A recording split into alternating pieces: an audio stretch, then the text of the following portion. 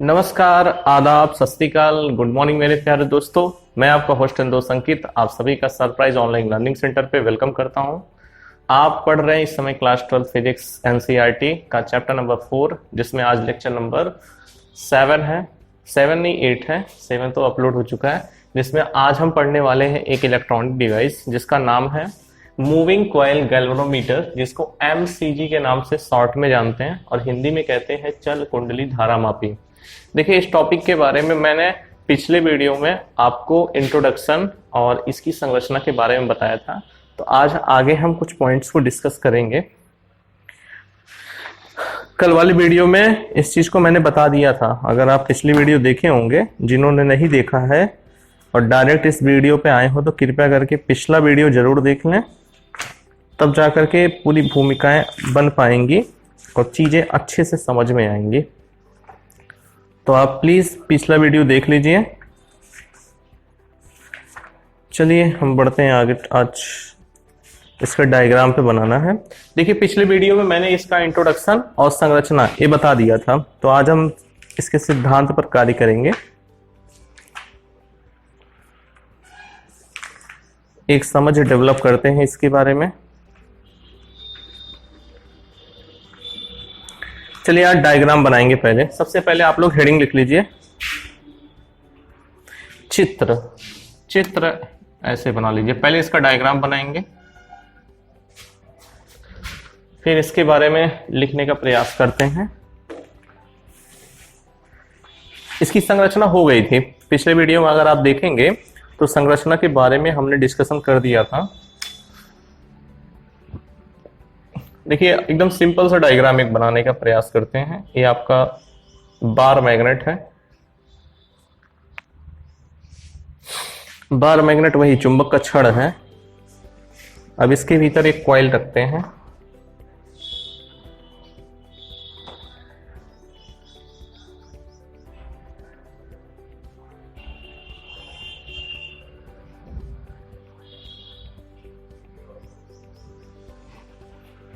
आप लोग भी बनाते हुए चलिए इसको।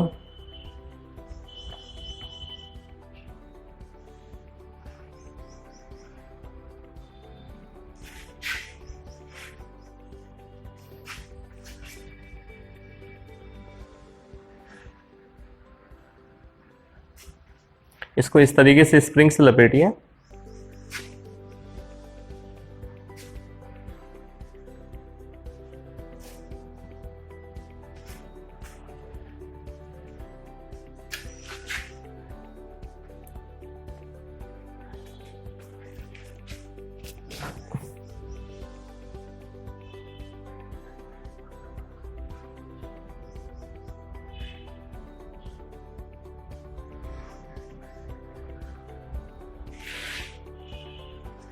इसको आप लोग बनाते हुए चलिए।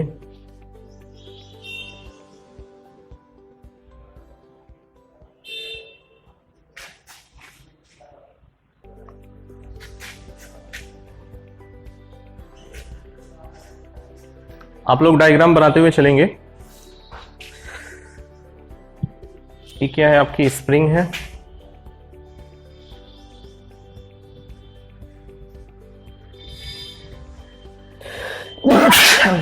सॉरी, स्प्रिंग है और एक क्रोड।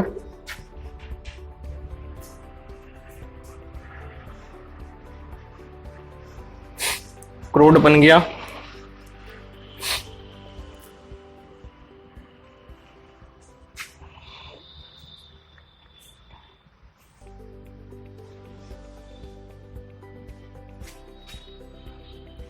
इसको हम एक मरोड़ टोपी से कनेक्ट कर देंगे।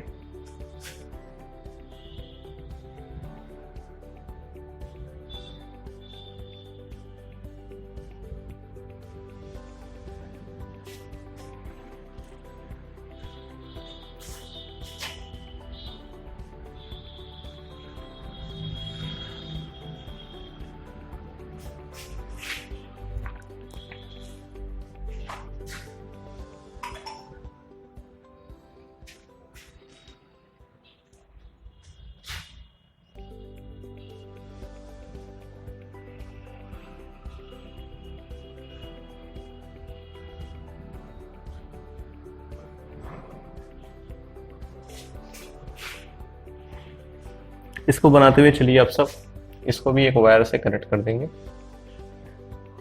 81 हो गया, 82 हो गया, ठीक है। ये डायग्राम भाई आप सब बना लीजिए, डायग्राम बना लेंगे। और डायग्राम में यहां पे क्या है, मरोड़ टोपी, यही टॉर्जन इफेक्ट करता है।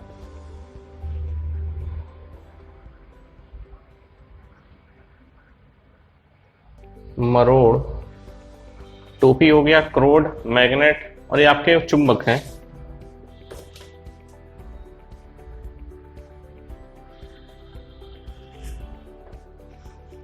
ठीक, चलिए इसकी संरचना के बारे में तो मैंने बता दिया था।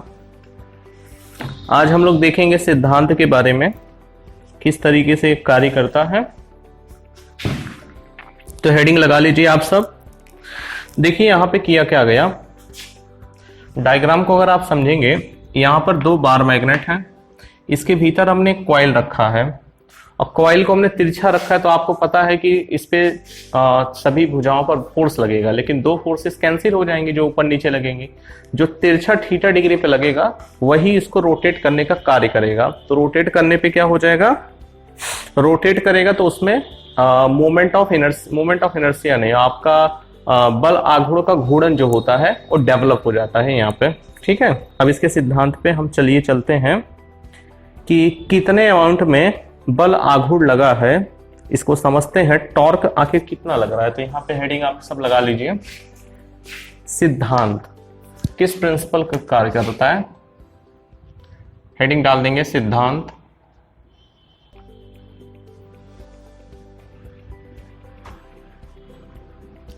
सिद्धांत का मतलब क्या, इंग्लिश में क्या बोलेंगे, प्रिंसिपल।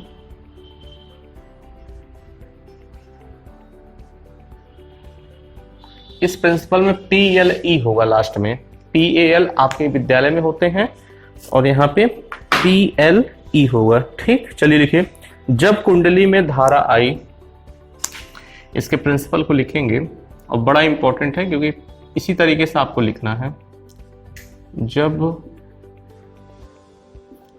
कुंडली में धारा आई प्रवाहित होती है,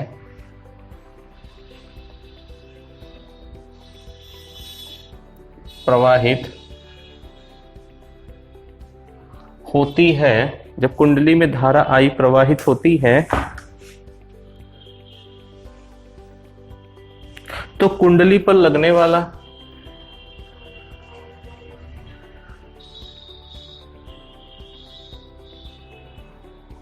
तो कुंडली पर लगने वाला बल आघूर्ण, कुंडली पर लगने वाला बल आघूर्ण किसके बराबर हो जाएगा, तो यहां पे हम लिखते हैं टाउ बराबर नियाब, कल बताया था आपको ना, NIAB साइन थीटा के बराबर टॉर्क आपका कार्यरत होता है। इस चीज को मैंने निगमन भी कराया था, यहां तक समझ में आ गया। लेकिन जब थीटा आपका, सॉरी यहाँ पे थीटा 90 कार्यरत है क्योंकि परपेंडिकुलर रखे हैं, तो यहां से ताऊ बराबर कितना हो जाएगा, NIAB के बराबर हो जाएगा। कोई समस्या नहीं है, चलिए आगे बढ़ते हैं। लिखिए धारा मापी में चुंबकीय क्षेत्र B को, लिखिए धारा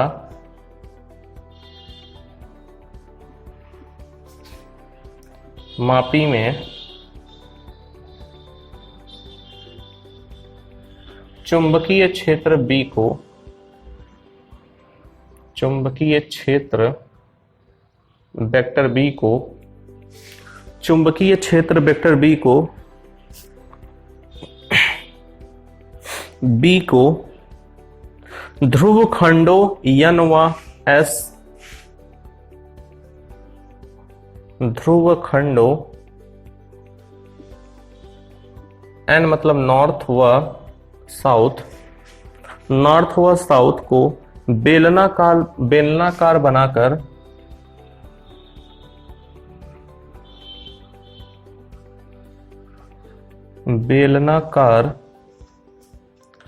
बनाकर, इसको आप सभी लिखिए, लिखते हुए चलेंगे। बेलनाकार बनाकर तथा कुंडली के भीतर नर्म लोहे तथा कुंडली के भीतर नर्म लोहे कुंडली के भीतर नर्म लोहे नर्म लोहा, यहां तक लिखेंगे कि बेलनाकार क्रोड रखकर कि बेलनाकार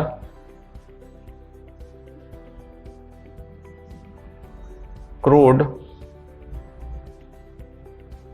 रख कर, लिखते हुए चलिए आप सब, रख कर त्रिज्य बनाया जाता है। त्रिज्य का मतलब होता है रेडियल। रखकर त्रिज्य, जिसको इंग्लिश में क्या बोलते हैं, रेडियल, बनाया जाता है, बनाया जाता है। ठीक है, अब देखिए आगे, यहां तक कोई डाउट नहीं है आपको, सारी बातें क्लियर हैं। तो यहां पर क्या लिखेंगे, यदि निलंबन पत्ती की मरोड़ दृढ़ता, यदि निलंबन पत्ती की मरोड़ दृढ़ता, टॉर्जनल कांस्टेंट इसी को बोलते हैं, मरोड़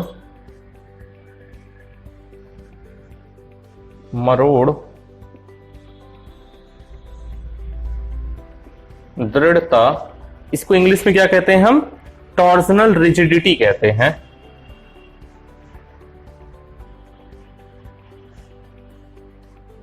टॉर्जनल रिजिडिटी,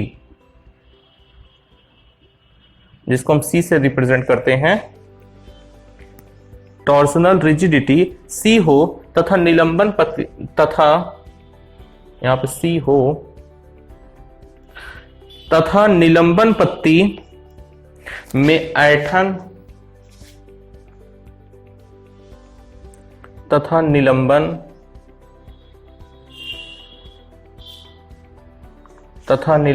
पत्ती में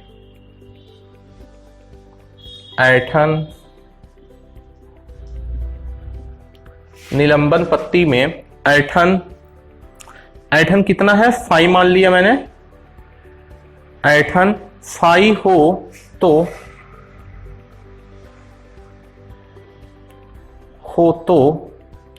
अगर फाई हो तो प्रत्यानयन बल युग्म,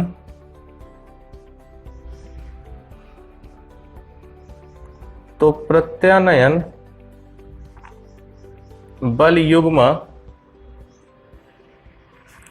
तो प्रत्यानयन बल युग्म बराबर कितना हो जाएगा, सी फाई के बराबर होता है। प्रत्यानयन मतलब जो रीस्टोरिंग, देखिए ये जो आपका ये लगा हुआ मरोड़ टोपी क्या करेगा, जब मुड़ेगा तो इसमें भी एक प्रत्यानयन मतलब रीस्टोरिंग क्या तैयार हो जाता है, बलयुग्म प्रोड्यूस हो जाता है, जो कि किसके बराबर होता है, सी फाई के बराबर होता है। तो यहां पे हम एक बात लिखेंगे, क्या लिखेंगे, साम्यावस्था के लिए, साम्यावस्था में क्या होगा भाई, जो कॉइल का बल आघूर्ण है और मरोड़ का जो बल आघूर्ण है, दोनों आपस में बराबर हो जाएंगे। कहने का मतलब है एन आई ए बी जो है वो सी फाई के बराबर हो जाएगा। तो कैसे लिखेंगे, साम्यावस्था में क्या हो जाएगा, इक्विलिब्रियम में,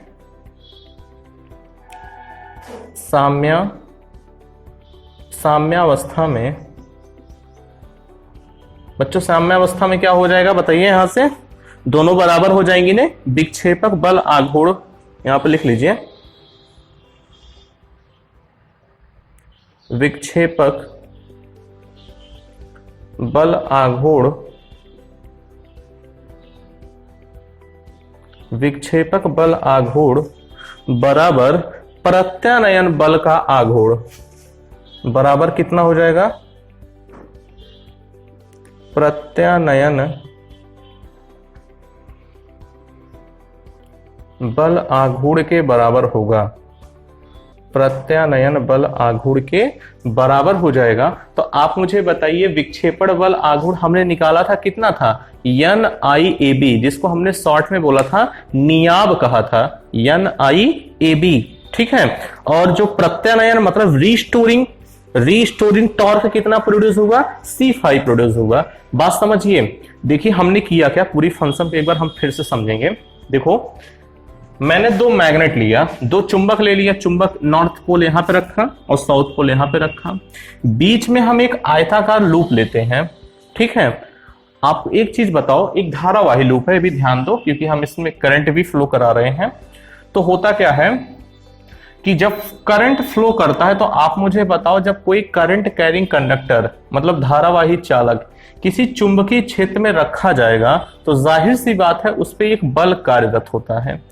बल कार्यरत होगा तो उसकी वजह से भाई उसमें टॉर्क प्रोड्यूस होता है। मैंने कल ये टॉपिक को अच्छे से एक्सप्लेन किया था, जिनको नहीं देखा है आपने प्लीज पिछला वीडियो देख लीजिए, सारी बातें क्लियर हो जाएंगी। तो मैंने आपको बताया था कि जब किसी कॉइल में रखते हैं तो उस पर टॉर्क प्रोड्यूस होता है, और टॉर्क यदि थीटा एंगल पर आपका लग रहा है तो लगने वाला जो टॉर्क है मतलब बल युग्म का आघूर्ण जो है that will be equal to the tau is equal to NIAB sine theta. लेकिन इस कंडीशन में जो कॉइल है फील्ड लाइन से 90 डिग्री पे है, इसलिए हम थीटा 90 लेंगे। थीटा 90 लेंगे तो NIAB आपका टॉर्क लगेगा। लेकिन होगा क्या बताओ, जब ये टॉर्क लगेगा तो ये कॉइल क्या करेगी, रोटेट करेगी, अपने एक्सिस पे क्या करना शुरू करेगी, रोटेट करेगी, घूर्णन करेगी। तो घूर्णन करेगी, हमने यहाँ पे मरोड़ टोपी रख दिया है, तो मरोड़ टोपी का भी तो कुछ ना कुछ घूर्णन होगा, मतलब प्रत्यानयन उसका रीस्टोरिंग टॉर्क जो प्रोड्यूस होता है यहाँ पे वो किसके बराबर है, C5 के बराबर है। तो आप मुझे बताइए अगर हम साम्यावस्था की बात करते हैं, इक्विलिब्रियम पोजीशन की बात करते हैं, तो क्या हो जाएगा, इस लूप का जो बल आघूर्ण है या प्रक्षेपण जो बल आघूर्ण है that will be equal to the restoring torque. भाई जो कॉइल का प्रत्यानयन बल आघूर्ण है वो किसके बराबर हो जाएगा, वो प्रत्यानयन जो है वो जो प्रक्षेपण बल आघूर्ण है वो प्रत्यानयन बल आघूर्ण के बराबर हो जाएगा। कब, साम्यावस्था में। तो साम्यावस्था में एक बात हम लिखेंगे क्या, देखिए यहाँ पे मैं एक बात लिखता हूं कि NIAB बराबर प्रत्यानयन बल आघूर्ण कितना था, C5 था। प्रत्यानयन बल आघूर्ण कितना है, C5 है। तो हम यहाँ पे अगर हमें I आपसे पूछूं, I यदि आपसे पूछ रहे हैं तो क्या बताएंगे आप, C/5 अपॉन NAB होता है, NAB होता है। तो बच्चों एक चीज और जान लीजिए, इसको हम ऐसे भी लिखते हैं,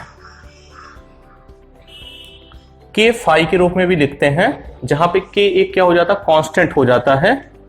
यहां पे लिख लीजिए जहां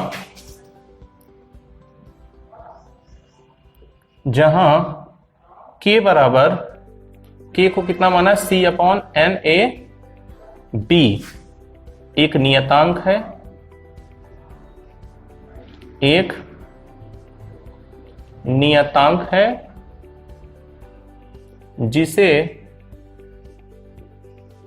जिसे हम क्या बोलेंगे, उपकरण का नियतांक कहते हैं, जिसे उपकरण का नियतांक कहते हैं, जिसे उपकरण का नियतांक कहते हैं, जिसे उपकरण का नियतांक कहते हैं, उपकरण का नियतांक कहते हैं। एक बार आप इसका स्क्रीनशॉट ले लो, फिर मैं आपको समझा रहा हूं अच्छे से। इसका आप स्क्रीनशॉट ले लो।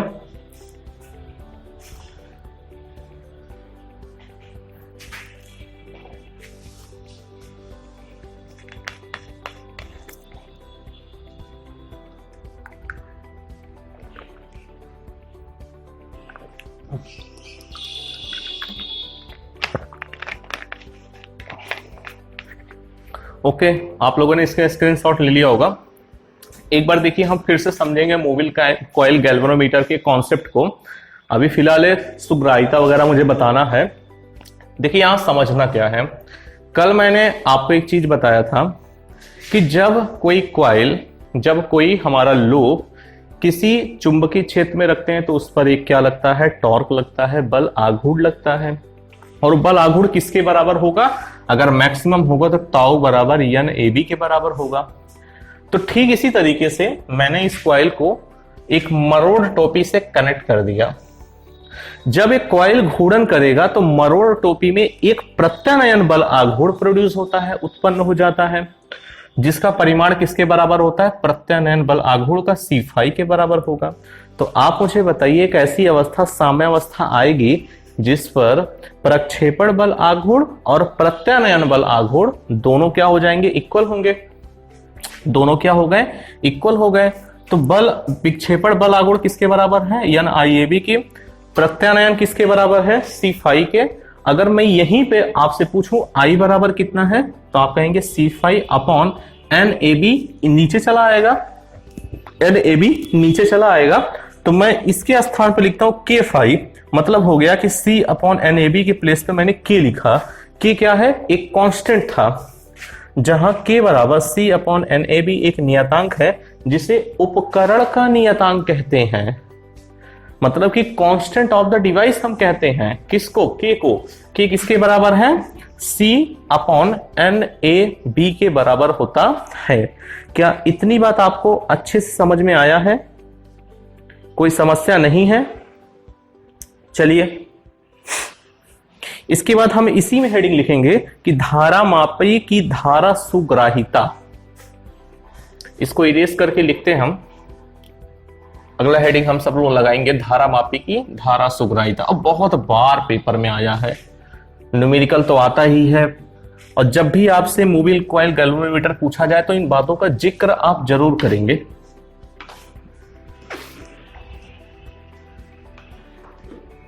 लगभग मल्टीपल बार ये चीज पूछी गई है। आप देखोगे तो पेपर में किसी ना किसी फॉर्म में आते ही हैं। तो हेडिंग आप सब लगा लीजिए, धारा मापी की धारा सुग्राहिता। ये हम लोग इसी धारा मापी वाले में ही पढ़ रहे हैं, अलग से नहीं है। तो इसमें आप हैज लगा के एक पॉइंट लिख लीजिए कि धारा मापी की धारा सुग्राहिता, की धारा की सुग्राहिता।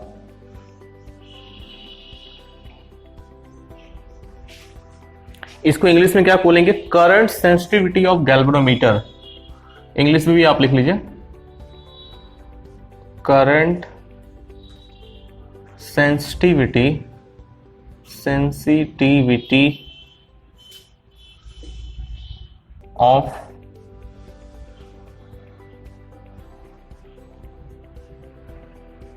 Of galvanometer.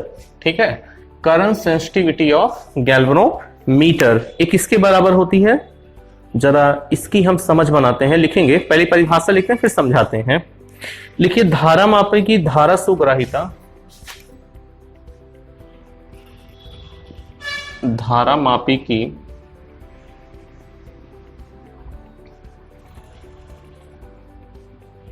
धारा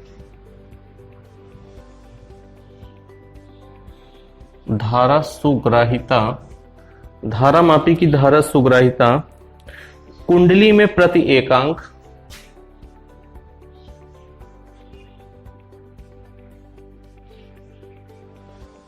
कुंडली में प्रति एकांक, कुंडली में प्रति एकांक धारा के लिए, धारा के लिए उत्पन्न, धारा के लिए उत्पन्न विक्षेप से मापी जाती है।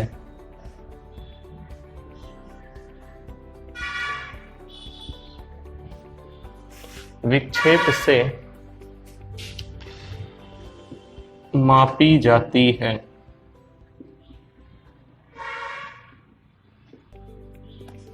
विक्षेप से मापी जाती है। तो हम इसको इस तरीके से लिख सकते हैं कि धारा सुग्राहिता,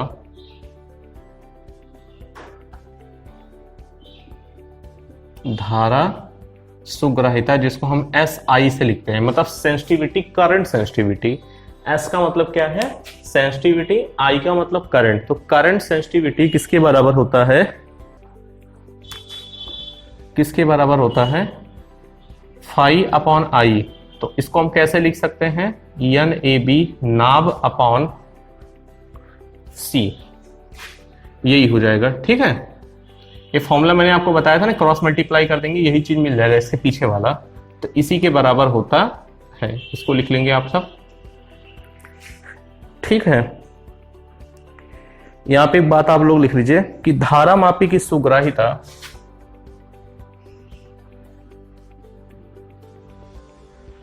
धारा मापी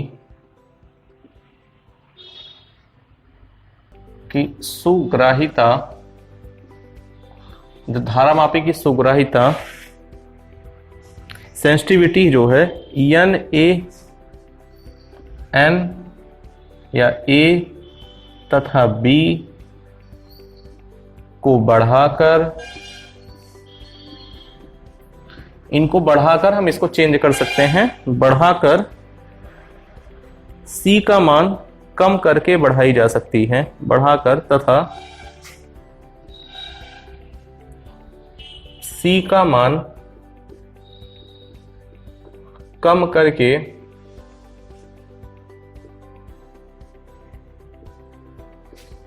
C का मान कम करके बढ़ाई जा सकती है, बढ़ाई जा सकती है। ठीक है, ये बात समझ में आ गई। अगर आपसे पूछा जाए कि ये पूछा जाता है, देखिए 2 नंबर 3 नंबर या फिर न्यूमेरिकल में चीज आता है आपका, इंपॉर्टेंट आप ले लीजिए इसको। देखिए अगर आपसे पूछा जाए कि धारा मापी की धारा सुग्राहिता क्या है, तो उसको इस तरीके से परिभाषित करते हैं कि धारा मापी की धारा सुग्राहिता जो होती है, तो कुंडली में प्रति एकांक उत्पन्न विक्षेप, तो विक्षेप आपका फाई है, अब प्रति एकांक के लिए लेंगे तो I से मल्टीप्लाई कर देंगे, तो फाई अपॉन I कितना हो जाएगा? NAB upon C। ये कहां से आया? पिछले वाले फॉर्मूले से बताया था ना कि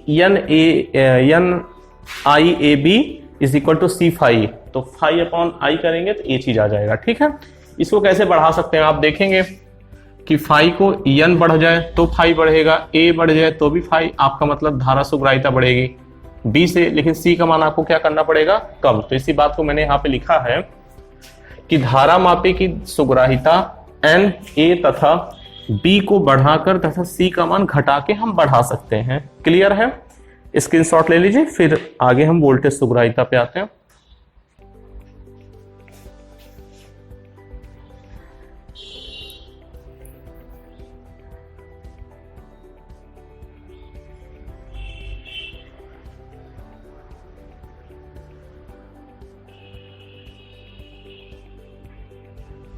ओके, इसको आप लोगों ने लिख लिया? चलिए हेडिंग डाल दीजिए, धारा मापी की धारा सुग्राहिता। धारा मापी की धारा सुग्राहिता, उसको भी समझ लेते हैं। सॉरी, धारा माप, एक मिनट, हम वोल्टेज सुग्राहिता इस बार पढ़ेंगे। सॉरी, आपकी हेडिंग क्या है? वोल्टेज सुग्राहिता।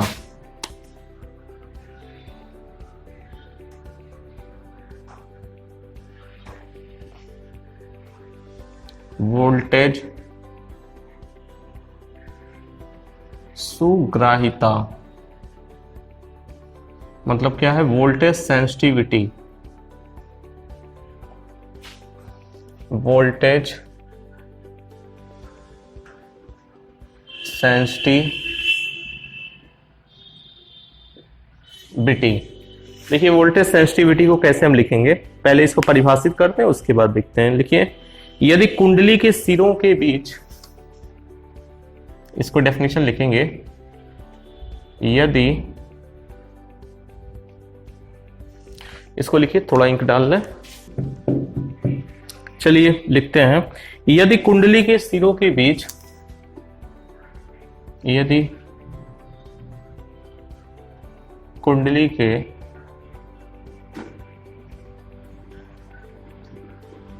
सिरों के बीच वोल्टेज V हो तो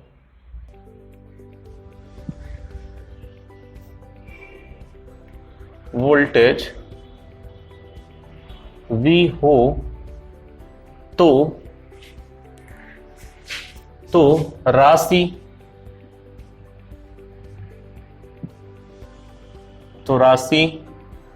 फाई अपॉन V, तो राशि फाई अपॉन V को वोल्टेज सुग्राहिता कहते हैं। वोल्टेज सुग्राहिता कहते हैं। तो देखिए बच्चों, यहां से क्या हो जाएगा आपका, यदि कुंडली का प्रतिरोध हमने मान लिया R हो, यदि कुंडली का प्रतिरोध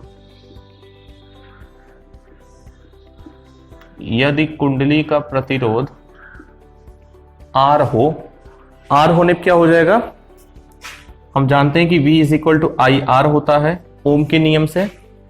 ओम के नियम से हमने ये चीज पढ़ा है। और वोल्टेज सुग्राहिता जो SV होगा,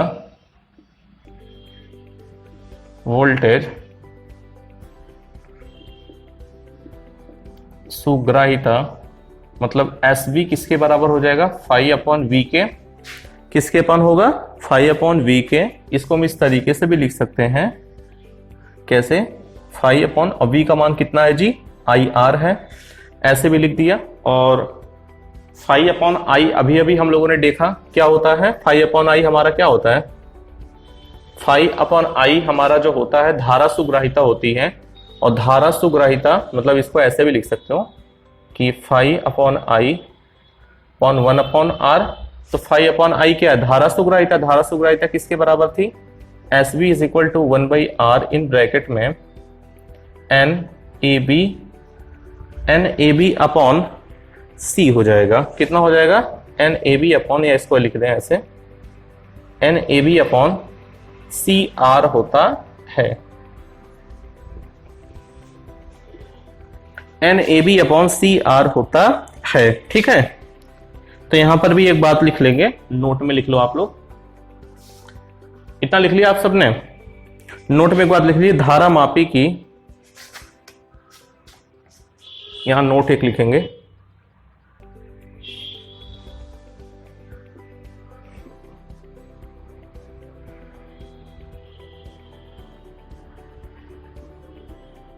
धारा मापी की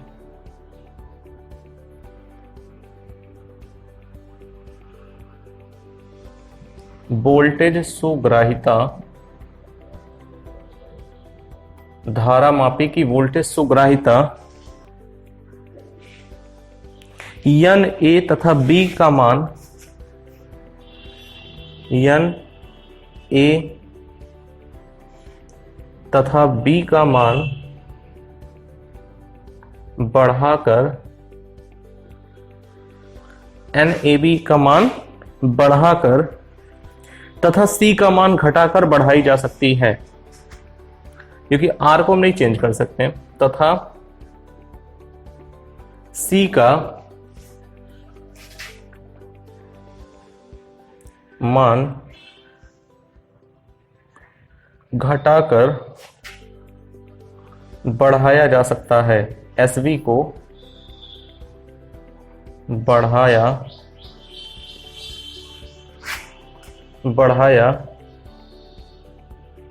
जा सकता है, बढ़ाया जा सकता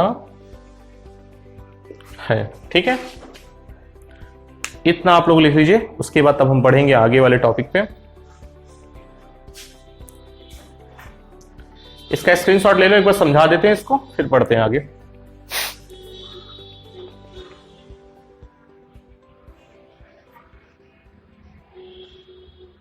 ओके, एक बार देखिए, समझते हैं वोल्टेज सुग्राहिता क्या है, वोल्टेज सेंसिटिविटी क्या होती है। वोल्टेज सेंसिटिविटी को अगर हम मान लें कि अगर कुंडली का दोनों सिरों पर जो प्रतिरोध लगा है, दोनों सिरों पर जो पोटेंशियल लगा है उसको हम V मान लें, तो फाई अपॉन बी ही हमारी क्या होती है, फाई अपॉन बी को हम क्या बोलते हैं, धारा सुग्राहिता कहते हैं।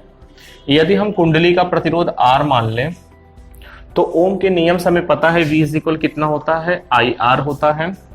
हम धारा वोल्टेज सुग्राहिता को SB से लिखते हैं, तो SB बराबर कितना हो जाएगा, phi upon B, phi upon B और B बराबर IR, मतलब फाई अपॉन IR हो जाएगा। ठीक है, फाई अपॉन आई आपकी धारा सुग्राहिता होती है और ले जाके वैल्यू आप पुट करेंगे तो SB is equal to NAB upon CR। अब आप देखो 4 फैक्टर पे डिपेंड कर रहा है। अगर आपको धारा सुग्राहिता बढ़ाना है तो आप N की वैल्यू बढ़ाएंगे तब बढ़ेगा, A की वैल्यू बढ़ाएंगे तब बढ़ेगा, B बढ़ाएंगे तब बढ़ेगा, लेकिन C का मान घटाने से बढ़ेगा क्योंकि नीचे है ना व्युत्क्रमानुपाती। चलिए बच्चों, इसको तो आप लोगों ने लिख लिया होगा।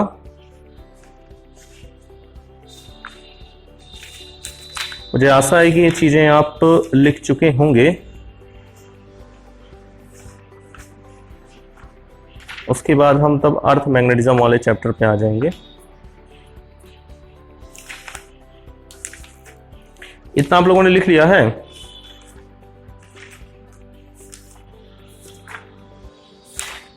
कल देखिए और एक चैप्टर चलेगा, फिर उसके बाद हम न्यूमेरिकल पॉइंट पे आएंगे क्योंकि थ्योरी तब जाके खत्म हो जाएगी। लगभग तो ऐसे समाप्ति है, 1-2 टॉपिक आपके और बचे हैं अभी।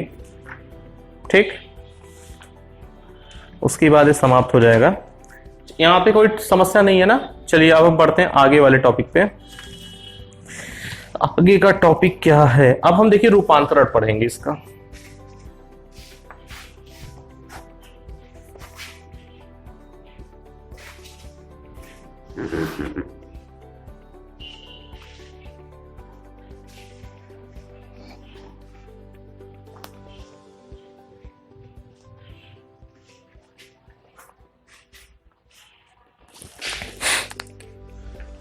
तो हेडिंग आप सब लगा लीजिए, धारामापी का अमीटर में रूपांतरण।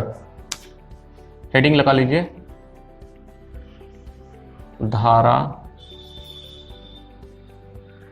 धारामापी का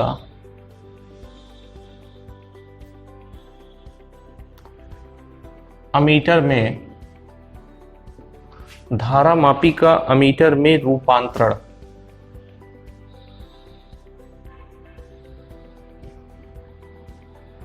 इसको इंग्लिश में क्या बोलेंगे, conversion of galvanometer into ammeter.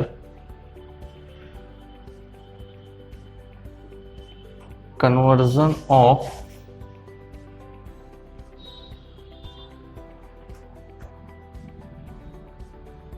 Galvanometer into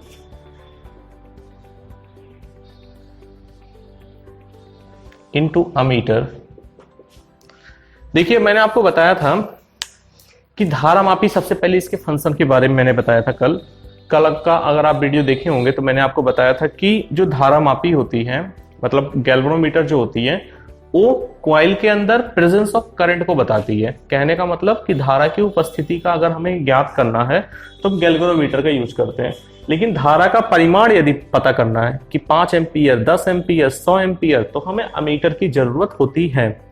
तो एक चीज ध्यान दीजिए कि हम किसी भी गैल्वेनोमीटर को अमीटर में कन्वर्ट कर सकते हैं, तो उसके लिए कुछ कंडीशंस होते हैं, उनको हम देखेंगे और वहां से भी हमारे क्वेश्चंस आते हैं। तो टॉपिक का मतलब तो समझ में आ गया। टॉपिक क्या कह रहा है कि गैल्वेनोमीटर को हमें कन्वर्ट करना है किस पे, अमीटर में। मतलब धारामापी का अमीटर में रूपांतरण हम देखेंगे कैसे हम कन्वर्ट करते हैं। ठीक, तो इसके बारे में एक समझ हम विकसित करते हैं, तब जाके ये बातें आपको समझ में आएंगी अच्छे से। तो सबसे पहले कुछ बातें यहां पे लिख रहे हैं जिनको आपको समझना है, लिखेंगे। पहले तो अमीटर के बारे में थोड़ा सा लिख लीजिए। लिखिए, अमीटर वह यंत्र है, इतना आप लोगों ने लिख लिया होगा हेडिंग। लिखिएगा, अमीटर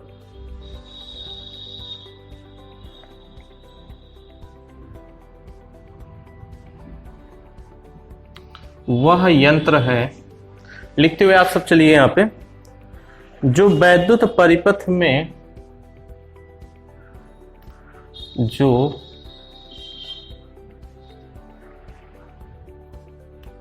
वैद्युत परिपथ में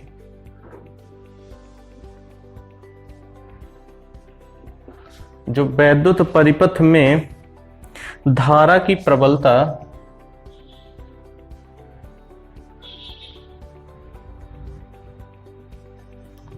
जो वैद्युत परिपथ में धारा की प्रबलता सीधे एम्पियर में नापने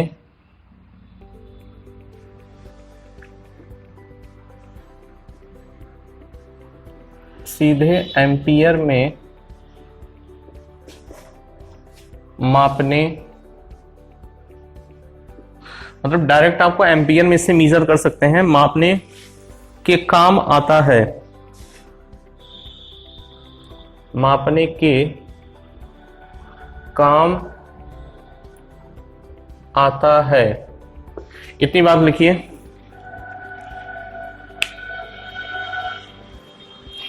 एम्पियर के मापने के काम आता है। एक बात और लिखेंगे, एक बात आप थोड़ा सा नोट में लिख लीजिए। यहां पे नोट में क्या इसी का आगे लिख लीजिए कि आदर्श अमीटर मतलब जो आइडियल अमीटर होते हैं, आदर्श अमीटर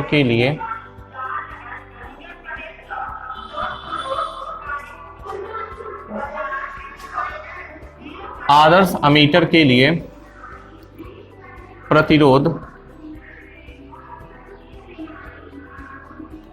प्रतिरोध शून्य होता है। प्रतिरोध कितना होता है? शून्य होता है। अगर हम किसी आइडियल के लिए बात करते हैं तो उसके लिए प्रतिरोध कितना होना चाहिए? शून्य होता है। ठीक, अब जरा सा एक कन्वर्जन है उसको भी देख लें। एक डायग्राम पहले बनाते हैं फिर समझेंगे। चलिए एक डायग्राम बनाते हैं पहले।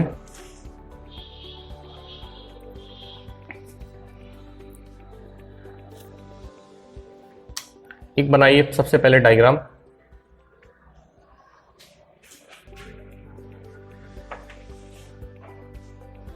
एक वायर है यहां पे हमने एक गैल्वेनोमीटर लिखा। अब एक गैल्वेनोमीटर देखिए किस तरीके से आपका कार्य करेगा, अमीटर की भांति।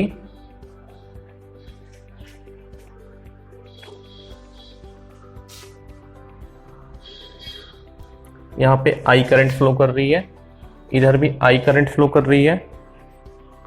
अब एक शंट लगा देते हैं यहां पे जिसका प्रतिरोध S है।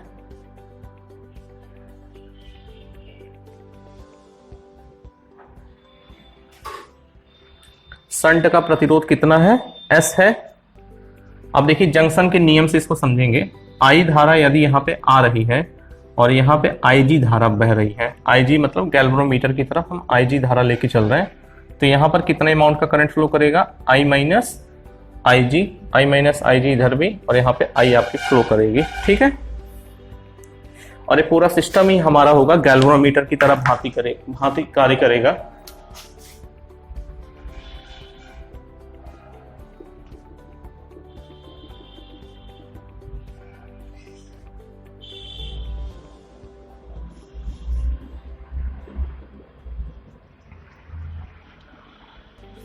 इतना आप लोग किया। चलिए इसके बाद लिखेंगे कुछ बातों को फटाफट ताकि हम चीजों को कर सके, आसानी से कन्वर्ट कर सकते हैं। लिखेंगे माना कि परिपथ की धारा आई है,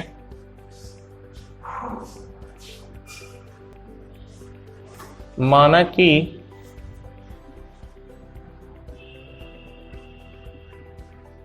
परिपथ की धारा आई है। परिपथ में धारा कितनी है? आई है। आई क्या? IG ले लीजिए, या फिर हम चलिए आई ही लेके चल रहे हैं। धारा मापी की कुंडली का प्रतिरोध, धारा मापी की कुंडली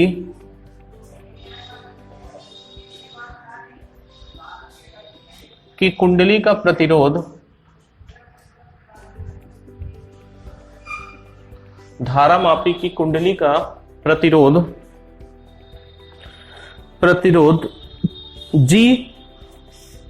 G मान लिया, तथा शंट का प्रतिरोध S है, तथा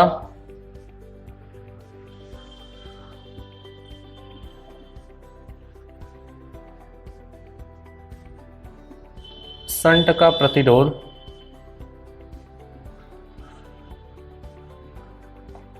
S है, शंट का प्रतिरोध हमने क्या मान लिया, S है। माना कि धारा IG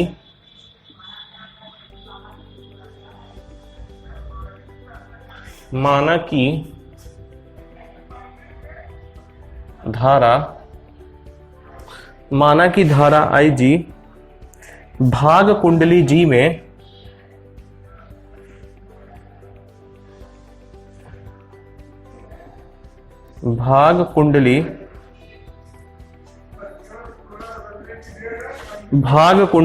G में तथा शेष भाग, देखिए यहां पे G वाले में IG करंट जा रही है और शेष भाग I माइनस IG है में, तथा शेष में कितनी करंट है, I माइनस IG। शेष में कितना करंट है, I minus IG। Shunt S से होकर जाता है, शंट S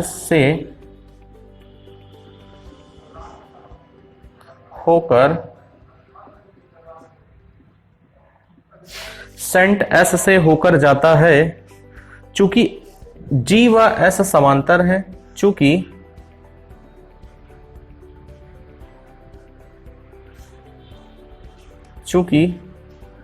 G व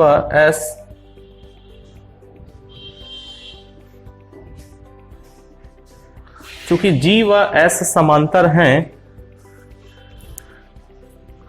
अतः उनके बीच का विभवांतर क्या हो जाएगा, बराबर हो जाएगा। तो इसका मतलब क्या है, इसका मतलब है कि तब IG इज इक्वल टू, इसकी प्रतिरोध हमने शंट का S लिया हुआ है, तो इसका प्रतिरोध किसके बराबर होगा, I minus IG into S. I minus IG into S. तो यहां से यदि पूछूं I upon IG upon I बराबर कितना हो जाएगा,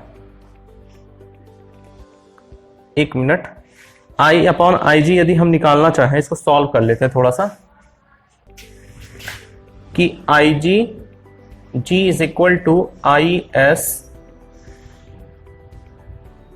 माइनस IGS, और मुझे I निकालना है मान लीजिए, या IG ही निकालना है, तो IG बराबर कितना हो जाएगा,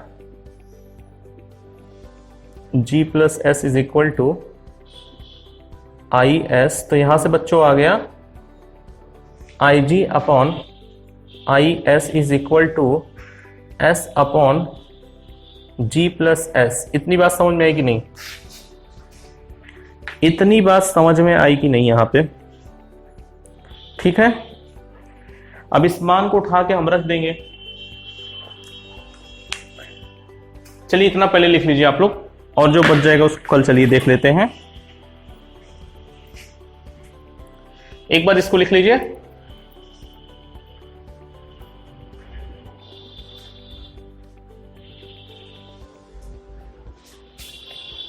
ओके। तो देखिए आज की वीडियो में यहीं पे रख रहे हैं, बाकी चीजों को कल देखेंगे, इसके आगे का पोर्शन जो है, ठीक है। और फिर उसके बाद हम वोल्टेज कन्वर्जन को भी देख लेंगे, और एक आध दो टॉपिक और बचे हैं, उसको कन्वर्ट करने के बाद तब हमारा चैप्टर फिनिश हो जाएगा, फिर न्यूमेरिकल पार्ट पे हम आ जाएंगे, ठीक है। तो ओके, आज के लिए इतना ही। Thank you and have a nice day. जय हिंद।